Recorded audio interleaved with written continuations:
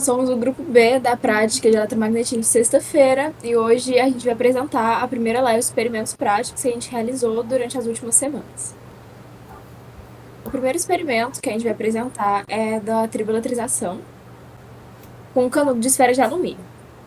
Nesse experimento, eu separei ele nos slides em 3 variações que a gente fez. Com o canudo a gente segurando a bolinha que está dentro do canudo e os clipes externos, a parte da latinha de metal e o do copo de plástico, que são o mesmo experimento, porém em 3 situações diferentes. A base dele é o seguinte: a primeira a gente pega o balão e a gente esfrega no cabelo para fazer uma eletrização por atrito. E nisso, na série triboelétrica, o cabelo ele tende a perder elétrons e ele fica com uma carga positiva, enquanto o balão ele tende a ganhar os elétrons e ele fica eletronegativo, gerando um campo magnético. Nesse campo eletromagnético, quando a gente aproxima ele do canudo que está a bolinha dentro, ele eletriza ela por indução. E o que acontece? A gente tem a bolinha, aí inicialmente ela tem uma carga neutra. Quando a gente aproxima o balão dela, essa carga eletronegativa ela repele os elétrons da bolinha, e aí eles vão para uma ponta, enquanto a parte positiva fica na outra ponta. Nessa situação inicial, onde a bolinha tem o primeiro contato com a indução do balão, ela vai ser repelida pelas cargas, então ela vai para a outra ponta do canudo. Só quando ela chega lá, a força de atração ela começa a ser mais forte que a de repulsão, então ela volta para próxima do balão, porque ela tem os dois polos. E essa situação faz a bolinha ficar em movimento, como a gente vê no vídeo. Então ela vai indo e voltando diversas vezes até que esse campo eletromagnético perca seu efeito sobre ela. E nessa parte é basicamente isso. Essa é a base do experimento que a gente repete em todas as outras situações. No segundo, quando a gente faz na latinha, a gente tem o efeito de blindagem, que ele também é conhecido como a gaiola de Faraday. O que acontece? A gente faz o mesmo processo de eletrizar o balão e aproximar ele da bolinha. Porém, como a gente vê no vídeo, dessa vez a bolinha ela não apresenta movimento. Porque ao funcionar como uma gaiola de Faraday, essa latinha, ela deixa o campo interno dela, o campo eletromagnético dela, sempre nulo. Então, a carga do campo eletromagnético interno ela não vai mudar. Ela é imutável em relação às forças externas desse campo que chega nela. Por quê? Como tem a polarização no início com a bolinha, dessa vez essa polarização não chega nela, porque as cargas que vão se mover vai ser a da própria latinha, já que ela é uma condutora eletromagnética. Então, as cargas da latinha, elas vão a negativa de um lado e a positiva do outro. E esse efeito, ela já anula o campo que agiria sobre a bolinha. Então não tem mais um campo atuando sobre a bolinha, por isso ela continua estática. E é o efeito de blindagem, onde o campo elétrico do balão ele não consegue penetrar o material condutor e por isso a bolinha não chega a ser polarizada, não tendo movimento. E na terceira parte do experimento, a gente faz com um copo de plástico, que é o próximo slide. Aí a gente faz a mesma coisa, eletriza o balão, aproxima, e dessa vez, em vez de estar inserido na latinha de metal, a gente inseriu ele no copo de plástico. Só como a gente pode ver no vídeo, dá uma play no vídeo de novo, que ele parou de rodar. Não sei se vai dar pra ver bem, mas a bolinha, quando a gente aproxima o balão do canudo, ela se movimenta. A gente não tem mais o efeito da gaiola de Faraday porque ele não conduz carga elétrica. Então ele não tem as cargas livres para poder atrair, repelir e anular o campo elétrico. É da mesma forma como se ele não tivesse no copo plástico. Ou seja, ela não tem a blindagem, ela não tem a gaiola de Faraday, somente quando o material é eletrocondutor. E é basicamente isso, a triboeletrização com canudo. E agora a gente parte para o segundo experimento que foi feito. Então, o segundo experimento que a gente fez foi o experimento para calcular a carga de um canudo que a gente mesmo carregou. Então, a parte prática do experimento, basicamente, é eletrizar o canudo por atrito também. Como a Japson explicou, igual a gente eletrizou o balão por atritando no cabelo de alguém, a gente também eletrizou 2 canudos, atritando em papel toalha, e atritando esses 2 canudos, eles vão ficar com a mesma carga, uma vez que são do mesmo material e estão sendo atritados em outro material igual. Então eles acabam ficando com a mesma carga. E quando a gente aproxima esses dois canudos, eles tendo a mesma carga, eles são repelidos. Um canudo está preso em um pino, fazendo ele ser um pêndulo, e o outro canudo está livre na mão da gente. Quando a gente aproxima, esse canudo que está no pino se levanta. Então a ideia aqui é a seguinte, para poder calcular qual foi a carga que a gente colocou nesse canudo, né? A ideia é usar da força-peso que o canudo de cima está fazendo para baixo, no caso, esse canudo aqui, a força-peso que ele tem, que é a força que está contrária à força eletrostática, aqui nesse caso, que está fazendo esse canudo de cima subir. Como a gente pode ver nesse vídeo aqui, em que os canudos não estão se encostando e esse aqui de cima está livre e ficando na horizontal só pela força que o outro faz de repulsão. A gente usa a equação da lei de Coulomb aqui para poder calcular essa carga. Então essa daqui é a equação da lei de Coulomb, em que eu vou ter a força em função da carga e da distância entre esses dois canudos, nesse caso. Então a gente iguala essa equação da lei de Coulomb à força-peso, que nesse caso é massa vezes a aceleração da gravidade. Então, tendo a massa do canudo que estava suspenso, tendo a distância entre os dois, a gente consegue calcular essa carga aqui, que a gente conseguiu carregar nesse canudo. Nessa imagem da esquerda aqui, a gente carregou o canudo mais. Você pode ver que eles estão bem mais distantes, porque a força eletrostática era bem maior. Agora, nessa outra aqui, a gente carregou menos o canudo. Então, dá para ver que essas distâncias são variáveis. Então, depende da quantidade de carga que você coloca, vai ficar mais perto ou mais longe, cada canudo. A gente também usou a carga que a gente colocou nesse canudo para poder acender um LED e mostrar que realmente tem uma carga ali que pode ser convertida em energia elétrica nesse caso e ligar um LED.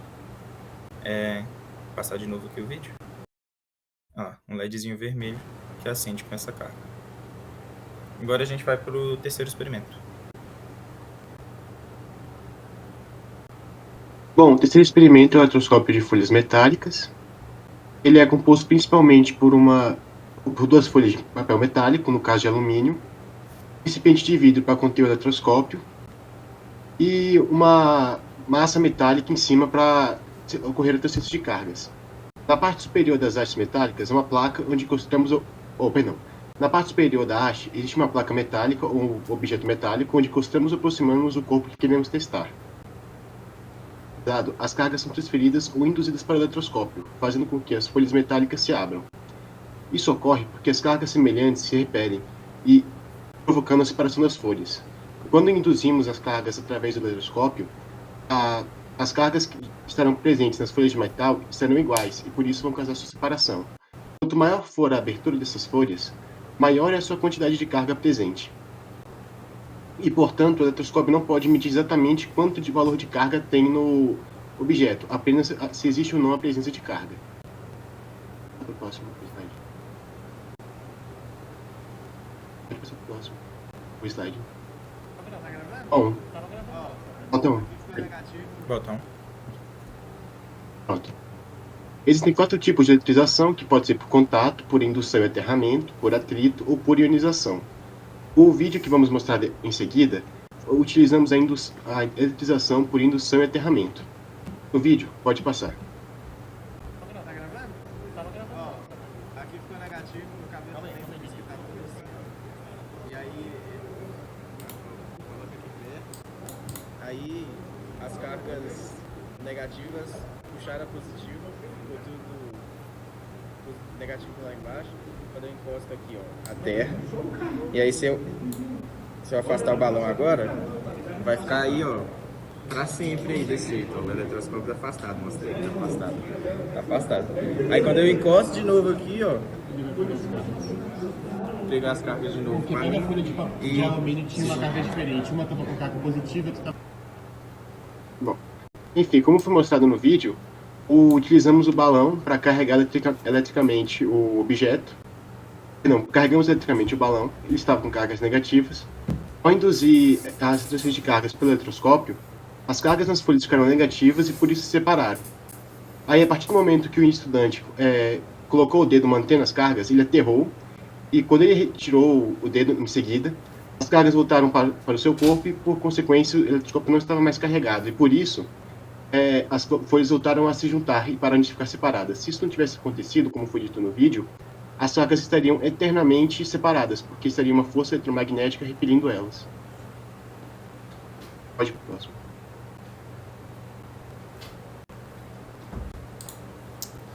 Agora a gente vai falar sobre a pilha galvânica, que foi o quarto experimento feito por nós. E, primeiramente, é importante falar sobre como ele é montado, né? O que a gente fez foi pegar uma base de isopor normal, e a gente pegou 4 espetos de churrasco para segurar onde a pilha iria, né? Aí, basicamente, o que a gente também fez foi colocar arruelas junto de moedas de cobre, que no caso eram moedas de 5 centavos, e um papelão que tinha sido molhado com uma solução de água com sal. E dessa forma, colocando na ordem certa, que é papelão, moeda e depois arruela, a gente consegue criar a pilha, né? E o que realmente, na verdade, está acontecendo é que tem uma reação química, né, espontânea de óxido e redução, que, como é possível ver pela equação aqui, o cobre, que no caso seria o ânodo, está sofrendo uma oxidação, e o zinco, que é das arruelas, seria o cátodo, ele está sofrendo uma redução. E aqui seria a equação global. Aqui embaixo temos a equação global. E assim, o que a gente consegue ter uma geração de energia, né? A gente consegue, então, conectando a protoboard e as 3 LEDs vermelhas, a gente consegue, na verdade, fechar o circuito, e aí a corrente consegue passar, e assim, dependendo da quantidade de arruelas e moedas, né, a gente consegue gerar energia suficiente para energizar os LEDs, né. Voltando também, é importante ressaltar, né, que o papelão, ele funciona como uma ponte salina, né, dentro de uma bateria normal, ou seja, ele realiza a conexão entre o cátodo e o ânodo, né, e a ordem que seria o cobre, né, a moeda de cobre, depois o papelão, depois o zinco, que nem uma bateria normal assim funciona, né? E assim, como estão um em cima do outro, isso formaria uma conexão em série, e assim a carga ela é somada, né? A voltagem, a tensão que é fornecida, ela é somada, e dessa forma a gente cria uma pilha em série, que se a gente colocasse uma grande quantidade, a gente conseguiria carregar qualquer coisa. Então, o que no final acontece é que no nosso experimento a gente usou 15 células dessas em série, e a gente conseguiu carga suficiente para energizar os 3 LEDs. Pode passar aí que aí a gente faz o teste da voltagem gerada pela pilha, e dá para ver que é 8.84, 82, né, volts. Né, ali está negativo porque tá os polos ao contrário. Mas isso consegue provar, já que cada LED vermelho ele precisa de, em média, 2 volts para ser carregado, para ser ligado, né? E se a gente passar o slide, a gente vê as 3 LEDs, a gente colocou dentro de um lugar escuro para poder ver mais fácil, mas aí a gente consegue ver que os 3 LEDs foram ligados pela bateria. E aí basicamente é isso. O princípio de funcionamento é basicamente esse, é uma reação química que gera energia pela óxido redução. É isso. Vou passar. Agora vamos para o quinto e o mais legal experimento de todos. Para montar ele, a gente utilizou um potezinho de vidro normal, que todo mundo tem em casa, uma ponta de grafite, só que tem que ser aquela bem fininha. E aí, e também a gente usou 2 fiozinhos para gerar corrente, né? Então é importante que a gente tenha esses materiais, a gente consiga gerar um vácuo dentro do vidro, e também consiga gerar uma corrente elétrica ali dentro do vidro, porque é isso que vai acender o grafite. O que vai acontecer? A corrente, ela vai passar. Esse grafite, ele pode ser tanto um filamentozinho de metal, quanto também pode ser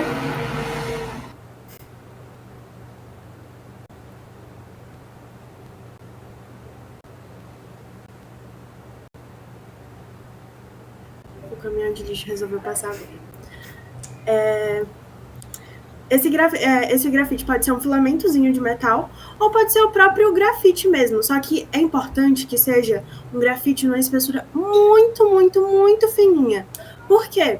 Porque a gente precisa que ele incandesça, ou seja, a corrente que passa ali dentro deixa ele numa temperatura tão alta, que os elétrons começam a se bater ali dentro, e aí eles precisam liberar, eles estão com muita energia, eles precisam liberar essa energia de algum jeito. E elas vão liberar essa energia por meio dos fótons. E é isso que faz brilhar. Eu esqueci de mencionar, o vácuo é importante, por quê? Porque o vácuo reduz a oxidação, e isso faz com que ele fique brilhando por mais tempo. Ou seja, o filamentozinho, ele queime de uma forma mais devagar, sabe? Então, basicamente é isso. E uma curiosidade interessante sobre isso é que essa foi basicamente a primeira lâmpada que foi feita no mundo, entendeu? Por Warren de la Rue. Só que ele não fez como não tinha na época, né, esses tipos de materiais, ele não fez com grafite, ele fez com um filamentozinho de platina. O problema é que esse filamento é muito caro. E aí acabou que não foi para frente, mas foi a primeira lâmpada da história.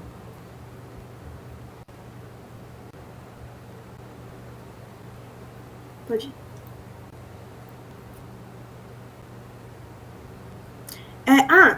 A gente pode também conseguir estimar a temperatura. Como eu disse, são temperaturas muito altas. Usando um gráfico de radiação de corpo negro, a gente consegue estimar mais ou menos quanto que está essa temperatura. Por meio do vídeo, a gente consegue saber a cor que está ali mais ou menos, e de acordo com essa cor, a gente conseguiu uma aproximação de mais ou menos 2.700 graus Celsius, ou seja, é realmente muito alta a temperatura que está ali dentro para fazer esse grafite incandescer. Agora, para finalizar, a gente vai começar o fórum de discussões sobre os experimentos que a gente foi realizando e que foram apresentados anteriormente. Alguém quer começar? Eu começo. Acho que você pode começar. Pode começar. No primeiro experimento, a gente viu a tribolatrização por canudo. E nele a gente usou a gaiola de Faraday para blindagem, em que não acontece a movimentação da bolinha porque o campo eletromagnético interno é nulo.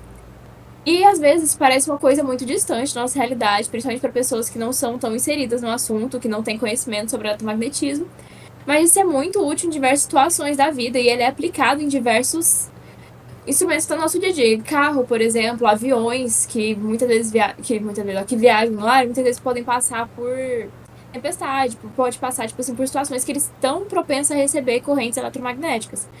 E nisso ele funciona como uma gaiola de Faraday, deixando o campo eletromagnético interno nulo. Então, assim, mesmo que o avião receba uma corrente eletromagnética, ele não vai passar para dentro.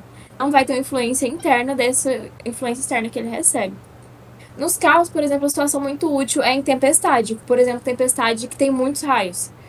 Em vez de você ficar deitado no chão, como muita gente pensa, porque você não vai atrair, porque você não é um ponto alto, enquanto os carros têm antena e eles são eletrocondutores, pode atrair, é pelo contrário. Porque o carro ele tem justamente essa função de uma gaiola de Faraday. Se você está dentro dele, você não vai ter influência do campo eletromagnético externo. Então não importa se um raio realmente atingir o carro, você não vai sentir.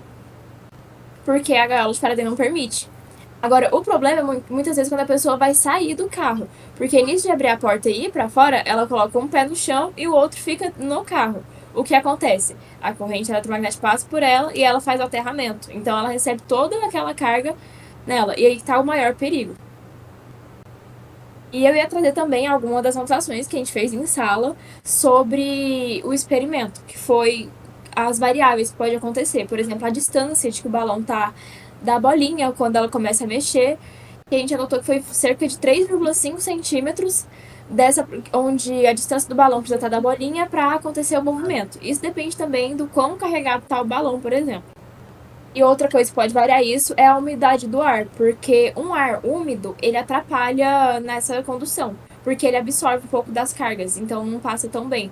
Por exemplo, é por isso que em tempos secos é muito comum você pegando choques eletromagnéticos, aí você passa nos perfis choque, porque fica muito mais fácil essa corrente passar de um canto para o outro do que quando o ar está úmido, porque tem a umidade do ar que absorve um pouco dessa eletromagnetização. Sobre a questão do aterramento, também tem uma questão interessante que os caminhoneiros, eles geralmente sabem de uma forma empírica, né? Que na hora, como um caminhão é um objeto muito grande, na hora que ele vai sair do caminhão, eles pulam do caminhão, eles não botam um pé de cada vez justamente por causa dessa questão do aterramento. Eles sabem empiricamente que se eles botarem um pé e depois o outro, eles vão tomar um baita de um choque. É normal. Eu achei que era só porque era alto. Pulando. E eles preferiam pular. Não, é por causa disso, por causa do aterramento, eles levam choque. Vou fazer um produto que é esse negocinho que a gente fez, com uma bolinha dentro. Vou vender para caminhoneiro, para eles saberem se o caminhão tá carregado. Chegar perto do caminhão, saber se o caminhão tá carregado ou não. Boa ideia de produto. Isso aí é horrores.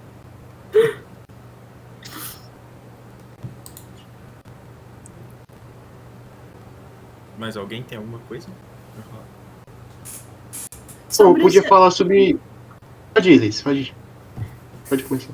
Eu ia falar sobre o experimento do João, que outra coisa que talvez seja aplicada na questão do canudo que eleva o outro, é aqueles trens maglev que tem no Japão, que eles são movidos pelo eletromagnetismo e deve ter o mesmo princípio de funcionamento ali. De repulsão das cargas elétricas. Muito interessante você ter enxergado assim, essa aplicação. Realmente, tem o eletromagnetismo está totalmente presente ali. Só que eu acho que nem, tipo, como o nome já fala, né? Trem que ele é maglev, tem mais a ver com o magnetismo do que com o eletro, digamos assim, nessa parte. Mas uma coisa está totalmente amarrada à outra. Um dos fundamentos que a gente aprende, né, no eletromagnetismo, é que corrente elétrica gera campo magnético. Certo? Então, uma vez que a gente... O indutor é isso, tipo... O indutor você carrega o indutor com uma corrente que vai criar um campo magnético, então não tem como diferenciar. Tipo, tem como diferenciar, claro, mas os dois assuntos estão muito presentes. Uma coisa está totalmente atrelada à outra. Então, eu acho que uma vez que você dispõe uma corrente elétrica digamos, no trilho que está no trem e no trilho de baixo, o trilho do trem e o trilho que ele flutua sobre, você pode orientar esses spins do campo de forma igual, né? Uma vez que está igual, você repele os dois. Você cria repulsão entre o trem e o trilho. Ele vai flutuar, isso diminui muito o atrito e faz com que esses trens sejam conhecidos pela velocidade que eles atingem. Sim. Porque se não fosse essa diminuição de atrito, não seria incapaz de fazer isso. O que é que você ia falar, Navarro? Pode falar agora. Mano, essa é só uma curiosidade mesmo, que eu não cheguei a falar sobre o eletroscópio, porque não precisava, porque não foi feito o experimento, mas enfim, é que além além de você conseguir eletrizar ele por atrito e por contato, você pode fazer por ionização, que literalmente você usar o ar, ou seja, o meio que ele está, para conduzir a carga elétrica para passar as cargas para a placa de metal, que vão se separar. Então, tipo, não necessariamente você precisa entrar em contato direto com a massa de alumínio que estava em cima. Você pode, se estiver próximo o suficiente, já consegue carregar o eletroscópio. É isso que eu ia falar. Tipo. Igual a gente acendeu o LED lá, né? Igual acendeu o LED vermelho lá, né? Com canudo. Isso mesmo, tipo, por ionização, não está em contato direto. Entendi. É como se o ar fosse um condutor, por assim dizer. Entendi. É o mesmo princípio de chegar o balão perto também, a bolinha se mexer. Eu queria... Pode terminar aí. Pode. Não, eu ia fazer uma pergunta sobre a lâmpada, porque para conseguir o vácuo, falaram para usar ou a seringa ou era um isqueiro, não era isso? Sim. Só É. que a gente tava sem nenhum no dia, não tava? Ou depois conseguiram o isqueiro? Porque eu lembro que a gente não tinha seringa. Como é que vocês fizeram pra conseguir o vácuo? Tá aí uma boa pergunta. No dia a gente não conseguiu o vácuo. Por isso que ela não durou. Não durou, porque teoricamente era pra durar 180 segundos. Eu acho que durou por volta de 1 minuto. Ou talvez até Entendi. menos. Não, porque ela tinha durado até muito. Eu achei que vocês já Ela conseguiram o durou vácuo. bastante, na verdade. É porque o vácuo é justamente pra desacelerar o processo. Uhum. E aí, como a gente não conseguiu o vácuo, ele ficou um tempo Mais rápido. bem menor, né? E isso foi bem visível, na verdade. É pra Até diminuir a isso. oxidação, você falou? O vácuo? Oi? É, pra diminuir a oxidação. Desse jeito ele sim. queima mais lentamente. Entendi. Então por isso que um isqueiro ou uma vela funciona, né? Porque se você coloca o fogo pra queimar lá dentro, e aí o fogo queima até acabar com todo o oxigênio lá de dentro, você também vai diminuir a oxidação. Exatamente.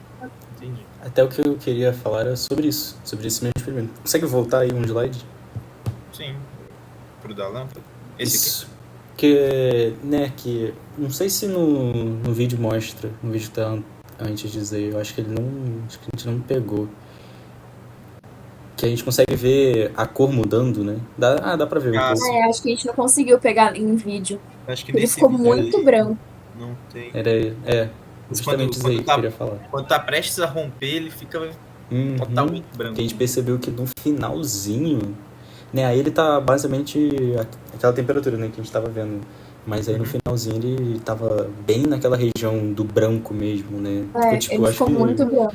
Ele ficou branco, sei lá, 2 segundos, aí parou. Que foi quando quebrou, né? O grafite. Sim. Acho que foi isso daí, foi bem interessante. Infelizmente a gente não conseguiu gravar. Ninguém pegou. Uma coisa interessante também é que no início a gente não estava conseguindo fazer com que ela incandescesse, porque o grafite que a gente estava pegando era de uma espessura muito grossa, era 0,7, se eu não me engano. 0,9, era 0,9. 0,9. E aí 0,9? ele não estava indo. Por quê? Porque não tinha energia suficiente para os elétrons se baterem o suficiente para liberar essa energia. Então a lâmpada não acendia. Aí uma coisa que a gente tentou fazer foi fazer uns picozinhos. Volta um slide, por favor, João. Eu mostrei aqui. Dá para dar um zoom nos grafites? Tá dando zoom aí? Dá. Tá. Tá. No grafite lá de cima. Ah, tá, nos grafites aqui em cima. Aí, ó, dá pra ver. Aí, tá vendo? Dá pra ver os picotinhozinhos no grafite de baixo? Então, a gente tentou fazer isso. Por quê? Porque desse jeito consegue concentrar a corrente elétrica nessas partes que estão picotadas, entendeu? E aí, desse jeito, os elétrons se batem mais e liberam mais energia. Mas, no final das contas, a gente sabe que o grafite é um material muito frágil, ele acabou quebrando e, enfim, não deu certo.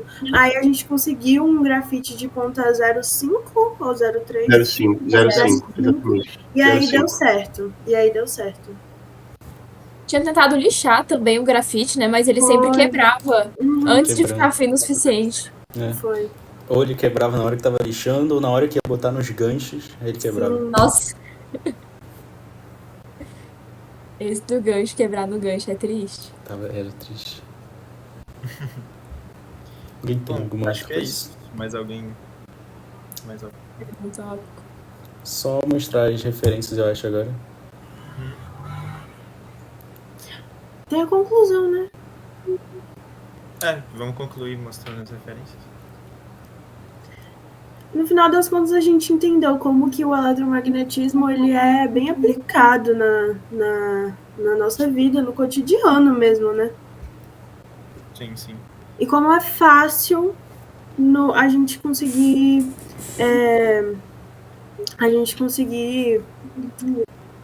identificar a presença dele com experimentos simples de serem feitos. E como que ele não tá nada longe de nós, né? Tipo, agora eu vou tomar mais cuidado na hora de descer de um carro.